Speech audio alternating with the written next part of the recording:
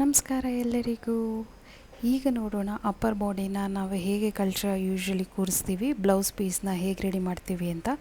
ನಾನಿಲ್ಲಿ ತೊಗೊಂಡಿರೋದು 9 ಇಂಚು ಹೈಟು, 26 ಇಂಚು ವಿಡ್ತು, 14 ಇಂಚು depth. So ಈ ಥರ ಒಂದು ಬಾಕ್ಸನ್ನು ಮಾಡಿಸ್ಕೊಳ್ಳಿ. ನಾನಿಲ್ಲಿ ವುಡನ್ ತೊಗೊಂಡಿದ್ದೀನಿ. ಕೆಲವರೆಲ್ಲ ಅಲ್ಯೂಮಿನಿಯಮ್ದು ಡಬ್ಬ ಸಿಗುತ್ತಲ್ಲ, ಅದನ್ನೇ ಯೂಸ್ ಮಾಡ್ತಾರೆ. ನಿಮ್ಗೆ ಯಾವ ಥರ ಅಂತ ಅನಿಸುತ್ತೋ ಆ ಥರದ್ದನ್ನೇ ಯೂಸ್ ಮಾಡಿ. ಇದನ್ನು ಕೂರಿಸೋದ್ರಿಂದ ನಿಮಗೆ ಒಳ್ಳೆ ಡೆಪ್ತ್ ಇರುತ್ತೆ. ಸೊ ದೇವಿ ಕುತ್ಕೊಳ್ಳೋದಕ್ಕೂ ಕರೆಕ್ಟಾಗಿರೋ ಆಸನ ಇದೆ ಅಂತ ಹೇಳ್ಬೋದು. ಇಲ್ಲ ನಾವು ಬೇರೆ ಥರ ಜಸ್ಟ್ ಒಂದು ಪೀಠ ಇಟ್ಬಿಟ್ಟು ಕೂರಿಸ್ತೀವಿ ಅಂದ್ರೂ ಕೂರಿಸಿ. ಈ ಥರ ತೊಗೊಳ್ಳೋದ್ರಿಂದ ನೀವು ಕೈ ಕಾಲು ಏನಿಡ್ತೀರೋ ಅದು ನೀಟಾಗಿ ಕೂರಿಸ್ಬೋದು.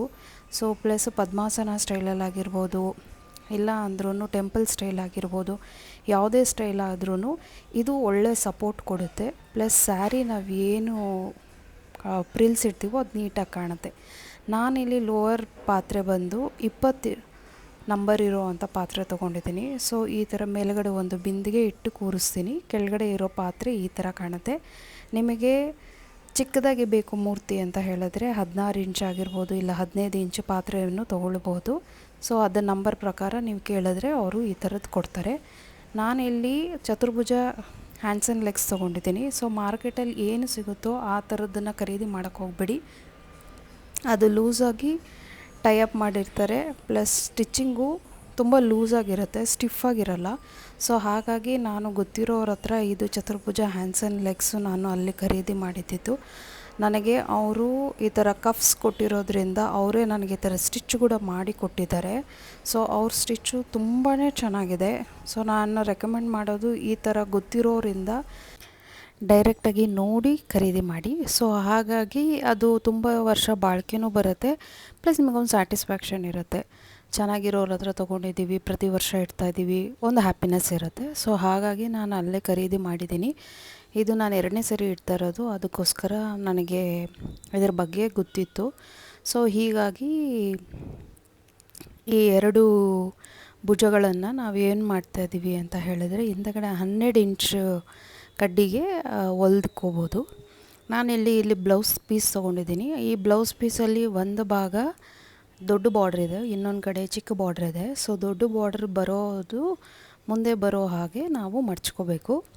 ಇದು ಸ್ಯಾರಿಲಾಗಿರೋದ್ರಿಂದ ನಿಮಗೆ 4 ಸರಿ ಮಡ್ಚ್ಕೊಳ್ಬೋದು.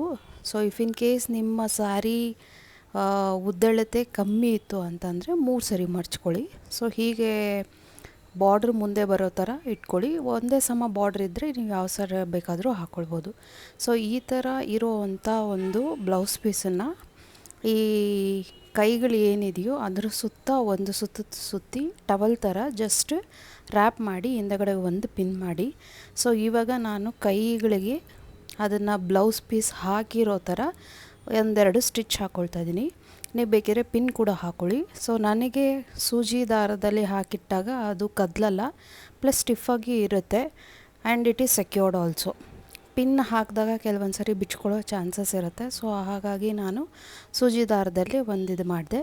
ಸೊ ಹಿಂದಗಡೆಯಿಂದ ನಾವು ಏನು ಎಕ್ಸ್ಟ್ರಾ ನೀವು ಮೇಲುಗಡೆಯಿಂದ ಏನು ನೋಡಿರ್ತೀರೋ ಆ ಎಕ್ಸ್ಟ್ರಾ ಬಟ್ಟೆಯನ್ನು ಅದನ್ನು ಹಿಡಿದು ಭುಜದ ಹಿಂದೆಗಡೆ ಲೆಫ್ಟ್ ಸೈಡ್ಗೆ ಒಂದು, ಈ ಕಡೆ ರೈಟ್ ಭುಜದಿಂದ ಹಿಂದೆಗಡೆಗೆ ಹಾಕ್ಕೊಳ್ಳಿ.